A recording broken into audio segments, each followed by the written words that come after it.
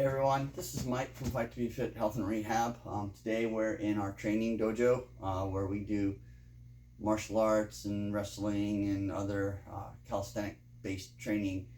So yesterday, as a continuation of my January theme of trying to get information out for people to have a better chance of being successful in a wellness journey, I was talking about VO2 max scores.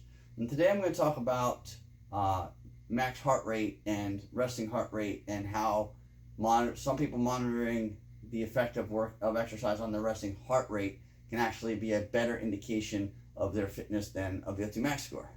Now, the first thing about monitoring your heart rate is it's easy. We've got watches. I use a pulse ox, which tells me my heart rate and my oxygen saturation levels. You can use blood pressure cuffs, all sorts of things like that to give you what your heart rate is.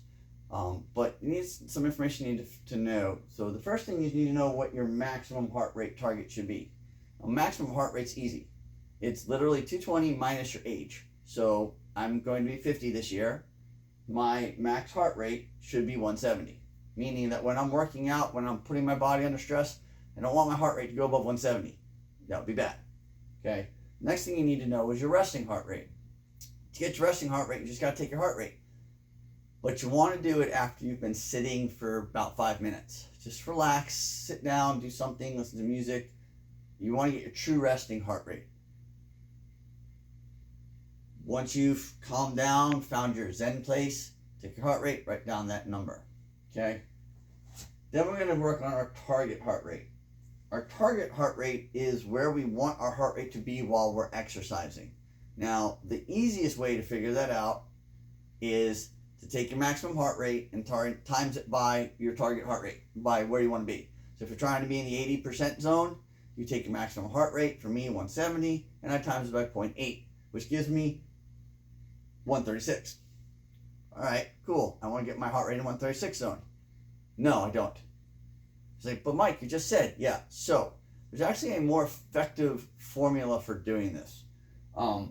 What you're going to do is you're going to take your maximum heart rate and you're going to subtract your resting heart rate from it. You're going to take that number and multiply it by your target range, your percentage. So if you're looking for the 80% range, you're going to times it by 0.8.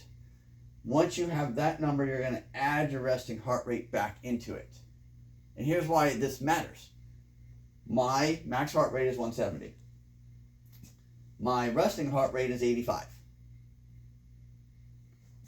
If you plug those numbers into this formula, you get 170 minus 85 times 80% plus 85. It gives me a target heart rate of 153.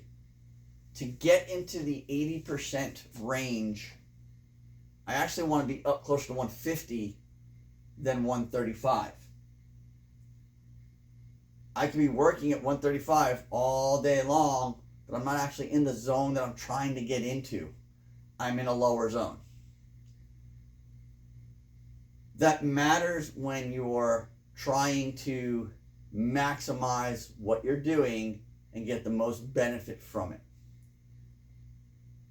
If you're using this, if you're tracking your heart rate, your maximum heart rate, and you're trying to stay in those zones, then every 4 weeks, take your resting heart rate again. Plug it back into the formula. What you're looking for is your resting heart rate to go down. Now, normal resting heart rate should be somewhere between 60 and 100. I do know a couple of people who have resting heart rates that are below 60. That is the exception, not the rule. Your resting heart rate should be somewhere between 60 and 100. Okay? I work out, I exercise, my resting heart rate is 85. If you're on blood pressure control medication or anything else that might affect your heart rate, affect how your heart works, your resting heart rate can be off a little bit, but it's not going to affect this formula significantly. As you see, 136 and 153, I didn't say I'm looking for 136 and 153. I said I'm looking for 150. I give myself a plus or minus 5 up and down. So I want to be between 148 and 158. That's a good target zone because your heart rate's going to spike as you're working out. If I was trying for the 136, I would go 131 to 141. But you can see how getting the numbers and doing it correctly will give you a much better range to work out in, so that you get more benefit from your workout. Again, this is a relatively easy way to track it. However, going back to what I've been talking about from the very beginning, your genetics may prevent this from being effective. There are 3 different genetic types when it comes to tracking maximal heart rate. Some that it's very effective on, some that it's average effectiveness, and some that it is ineffective. Because of how their genetics are, their resting heart rate might not change at all. That doesn't mean that the working out, that the program is not working. It just means you need to test a different way. So, here at Fight to Be Fit, we do max heart rate tests on people. If you come in for a functional fitness assessment, it's one of the things we do. We also do a VO2 max score, and we do a stroke volume evaluation on you, which I will go over tomorrow. And all 3 of those are good ways to monitor whether or not a fitness program is actually working or not, so that you're not spending months working on this program and you're not seeing the results you're looking for, but the program is actually having the results that are beneficial to you. So, again, Fight to Be Fit Health and Rehab, we're located right here in Dover on Walker Road, 773 Walker Road.